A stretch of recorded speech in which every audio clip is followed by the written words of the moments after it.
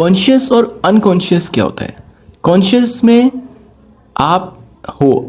आप देख रहे हो सब कुछ, आप सुन रहे हो, समझ रहे हो, आप डिसीजंस ले रहे हो, समझ के, सोच समझ के डिसीजंस ले रहे हो, आपको महसूस हो रहा है,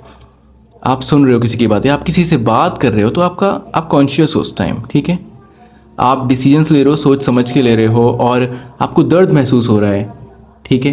किसी ने लगाया कुछ, आपको दर्द महसूस हुआ, तो वो कॉन्शियस चीज़ें सारी।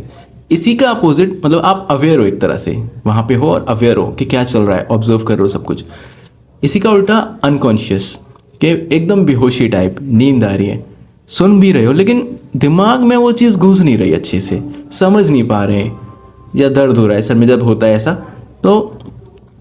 एक जब जैसे बेहोशी की हालत, नींद की हालत हो गई, उस तरह दिमाग में बस लोडिंग चली जा रही है, लोडिंग चल रही है दिमाग में, समझ नहीं पा रहे चीज़ों को, सोच समझ के फैसले नहीं ले रहे हो, ठीक है, महसूस नहीं कर पा रहे सही से, ये आपका अनकॉन्शियस होता है। और साइकोलॉजी में अगर आपका हो तो अनकॉन्शियस माइंड कैसा होता है, उसमें थोड़ा सा हल्का सा अलग मीनिंग आता है कि अनकॉन्शियस माइंड जैसे आपकी कुछ यादें या फिर आपकी सोचें, आपके ख्वाहिशें, ऐसी चीज़ें जो आपको याद नहीं है, आपके दिमाग में याद नहीं की हैं कुछ, लेकिन वो आपके रियल लाइफ में अभी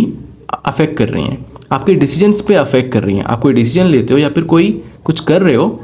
तो वो चीज़ें आपको अफेक्ट कर रही हैं। जैसे कि एकदम से कुछ घबरा जाना, कुछ सोचते हुए एकदम घबरा जाना, या फिर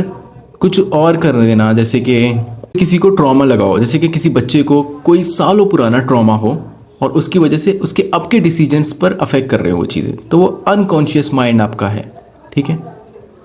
समझ गए ना।